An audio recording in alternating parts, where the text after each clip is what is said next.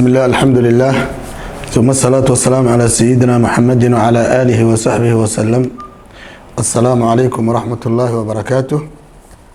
بعد السلام وحنقصد جني القصص القرآني حلقة سدحادي نوجوكتي حلقة وحين ونغنيسا حلقة أفراد وحي كساب سنتهي معلمية هوري مقدمة إهاد حلقاتكي هوري نبي آدم عليه السلام اللي القرآن كان لصعونينا نبي آدم عليه السلام قصديسة محاكا فائدة كرنا أنك سردي مرة بنسيدان هور أشيقني وحاربنا دروس لغا فائدة سنكرو إله وحليه سبحانه وتعالى وإذ قال ربك للملائكة إني جاعل في الأرض خليفة قالوا أتجعل فيها من يفسد فيها ويسفك الدماء ونحن نسبح بحمدك ونقدس لك قال إني أعلم ما لا تعلمون. aayadahaas qisadaas ku soo aroortay yaan waxoogaa fiirinaynaa waxyaalaha aan ka faa'iidi karno. Marka haddii la fiiriyo qisadan si fiican loo akhriyo waxaan rajaynayaa inay akhriyaan qof kasto waxyaalahan aan sheegay wax ka badan inay dadka ka faa'iiday ay akhriyaan oo ku tadabburaan aayadahaas dadku wax akhrin karo oo fahmi karo. qodobka koowaad oo ka faa'iideysanayna qisada waxay tahay ka qiso ahaan in badan waxaa ku soo noqnoqda qisada nabi aadan abuuritaankiisii malaa'igta markii ilaahay uu yiri uu u sheegay aniga inni jaa'ilun fil ardi khalifa markuu yiri qisada waxaa aad ugu soo noqnoqday wax bani aadanka ay u baahan yihiin oo xalaqaadkii horena waxoogaa aan kusoo ishaaray laakiin maadaama qisada hadda aan joogno inaan sheega laga maarmaan ay tahay waxaas waxa waaye waa cilmiga ahamiyatul cilmi.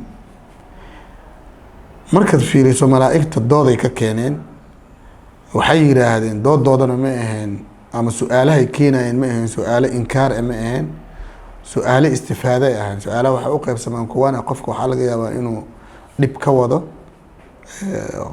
qofka su'aasha warsanayo kuwana waxa waaye su'aalo laga faa'iideysto ay faa'iido doon way qofka. marka malaa'igta waxay ahayd faa'iido doon ay ahayd waxay yiraahdeen maxaad u abuuraysaa man yasfiku dimaa wa naxnu nusabixu bixamdik. ilaahay subxaanahu watacaala kadib wacallama aadama alasmaa'a kullaha ilaahay wuxuu baray aadam asmaadii oo dhan uu baray bimacnaa waxyaalaha bani aadamka ay isticmaalayeen oo dhan uu baray qaabkuu u baray iyo kayfiyada uu u baray waa arrin kale midaas oo ninba meel uu ku dhuftaa laakiin asal ahaan waxa waaye ilaahay awooddiisa qudradiisa waa baray. cilmigaas marka la baray kadib malaa'igta ay warwarameen oy hadhadleen yuu ilaahay dhahay marka subxaanahu watacaala yaa aadamu anbi'uhum biasmaa'ihim. horta malaa'igtii warsaday wuxuu ku yiri sheega anbi'uunii biasmaa'i haaulaa'i in kuntum saadiqiin qaaluu laa cilma lanaa ay yidhahdeen cilmi uma lihin. meeshaas markaad fiiriso marka waxa waaye ceen iyo laam iyo miima aada ugu soo noqnoqda qisada mar asoo isma imaana mar asoo ficila imaana mar ficil mudaaric mar asoo yani markaad fiiriso ceenka iyo laamka aad ugu soo laalaabtay qisada. maxaa marka aan ka faa'iideynaa kow ataxaddi alxaqiiqi aan ka faa'iideynaa carcareyna af soomaali lagu yirahdo ama warwareyn challenge-ga oo waxa waaye caalamiyan lisugu taxadin karo ama qofka taxaddi uu ku sameyn karo ama horumar uu ku sameyn karo alcilmu waa horta marka hore sababtoo aadam calayhi salaam taxaddaa almalaa'ika malaa'igta wuxuu ku carcaraysiiyey bilcilmi laa bilquwa awood ma ahan. marka ummadda markay waxaas rabto inay tartan gasho markay rabto waa inay cilmiga xooga saaraan. niman cilmi lahayn ama cilmiga xooga saaraynin ama bulshadii ma aragtay aan dhaqaalaheeda iyo waxyaada cilmigaas ku bixinaynin waa laga tagaa un. marka challenge-ga ugu muhiimsan ama waxaan lagu magacaabaa carcareynta ama warwareynta ugu muhiimsan waa cilmiga. qodobkaas marka inaan aada u fiirsano maalinkii horaan waxoogaa aan soo sheegnay saas aad maraba inaan ugu talax tagno laakiin waan ishaaray. qodobka labaad waxa waaye oo laga rabo qisada aan ka faa'iideyno makhluuq inay ka faa'iideystaan ama bulshaadka inay ka faa'iideystaan khaasatan muslimiinta al-i'tiraaf binaqsi qofka naqsigiisa binaqsi almakhluuq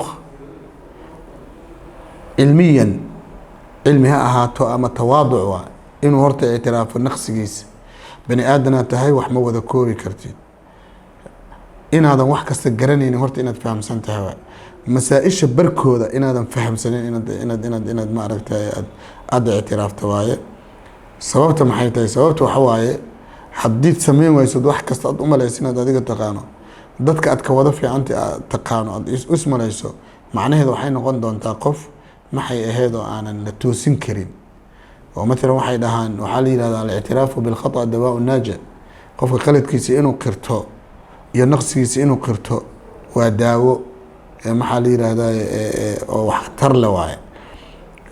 walihaada waxaa la yiraahdaa waxaan lagu magacaabo naqsiga ama qofka inay wax ka dhiman yihiin waa wasfu linsaan waa bani aadankay tilmaan u tahay. alkamaalu lilahi subxaanahu watacaala waxdahu, ilaahay keligiisa iskale. marka qodobkan waxa waaye in qofka uu barto laa adri, inuu barto war waxaan wax ma ka taqaanaa maya hadduusan garanaynin inuu dhaho. walihaada culamada waxay yidhaahdeen ama khulafada cali wuxuu yidhi laa adri min alcilmi ay ka mid tahay, cilmiga laftigiisa ay ka mid tahay. qodobkaas marka waa qodob aad muhiim u ah, waa inaan ka faa'iidaysano oon ka faa'iidaysano.